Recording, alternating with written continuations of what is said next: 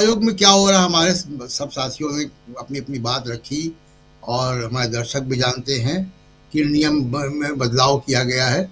और नियम में बदलाव क्यों किया गया, ये हम लोग कई महीनों से, कई वर्षों से यहाँ पे न्यूज़ पॉइंट में अपनी बात रख रहे हैं कि ये नियमों की को और कसा जा रहा है या नियमों की अनदेखी खुद चुनाव आयोग करता है। सीसीटीवी कैमरा हो, चाहे इलेक्शन ऑब्जर्वर हो, या डेटा को पब्लिक करने की बात है, इसका पर्पस क्या है? इसका पर्पस पारदर्शिता है।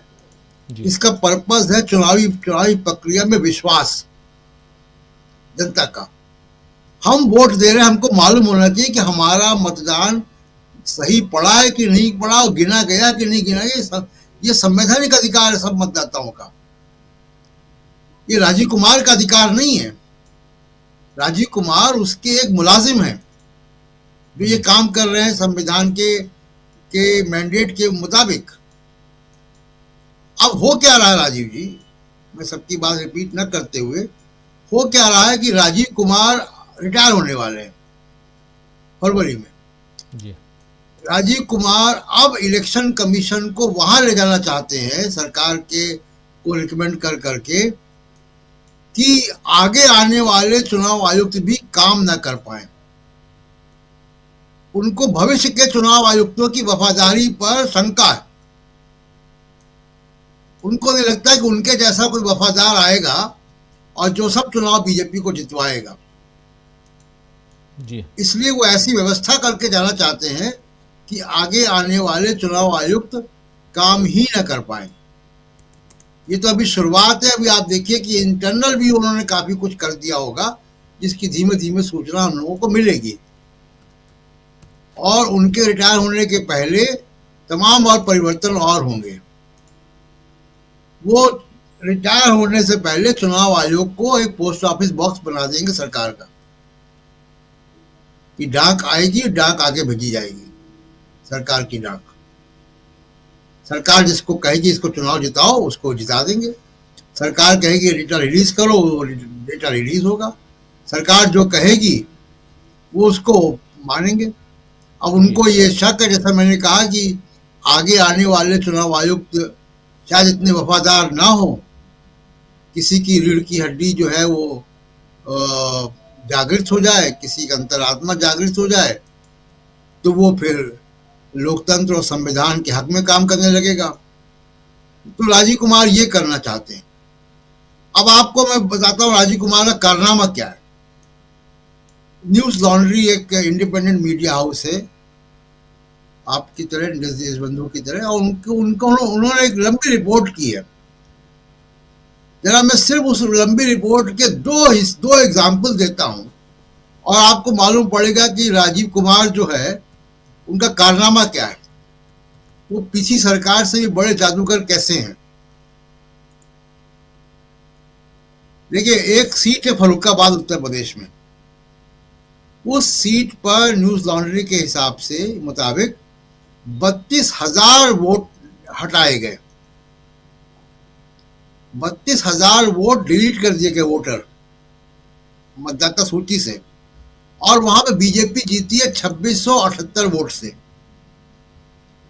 अब उन्होंने जो सैंपल सर्वे किया है वो बड़ा चौंकाने वाला है। उन्होंने कहा जो मतदाता सूची से हटाए गए उनमें अधिकांश यादव, मुस्लिम, शाक्त और जाटा वोटर है और अपर कास्ट के कम है। अब दूसरा एग्जाम्पल देखिए, अरुण गोविल जी यहां से चुनाव जीते मेरठ से। उन्होंने 10,000 वोट से चुनाव जीते हैं।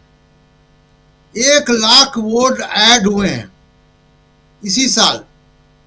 1 लाख नए मतदाता वहां की मतदाता सूची में ऐड हुए हैं।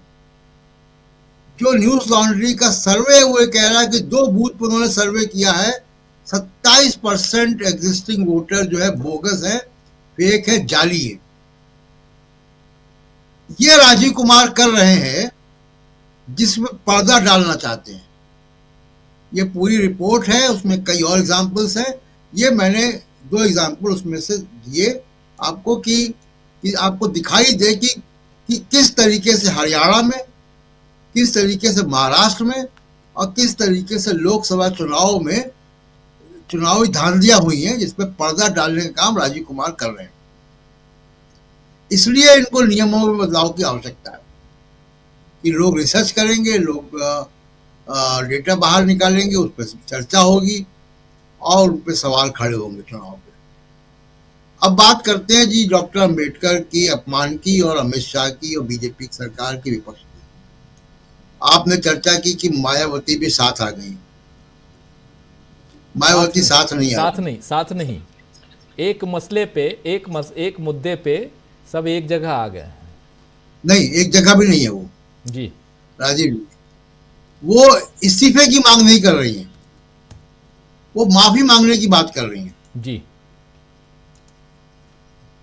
और इस्तीफे, देखिए, माफी मांगने से अगर अपराध खत्म हो जाए, जैसा मैंने शुरुआत में कहा, तो फिर जेलों की आवश्यकता ही नहीं है, फिर तो कोर्ट की भी आवश्यकता नहीं है, पुलिस इन्वेस्टिगेशन की और प्रोसिक्यूशन की भी आवश्यकता नहीं है।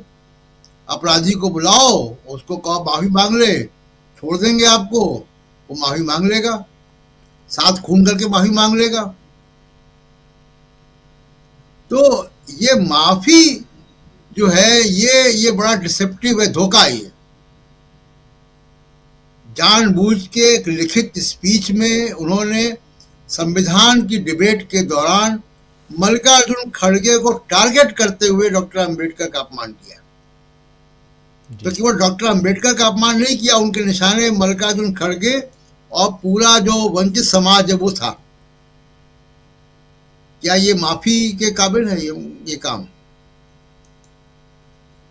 तो इस्तीफा, ऐसा ऐसा ऐसा व्यक्ति अगर सरकार में है तो वो भारत के तमाम 80% वंचित समाज, भारत की संवैधानिक आत्मा, इन सब के खिलाफ है। तो जिस संविधान की शपथ लेकर वो वहां पे है, उस संविधान के खिलाफ ही और उस संविधान के रचयिता के खिलाफ अगर उनका एक नजरिया है जो अपमानजनक है, तो वो मंत्री कैसे रह सकते हैं?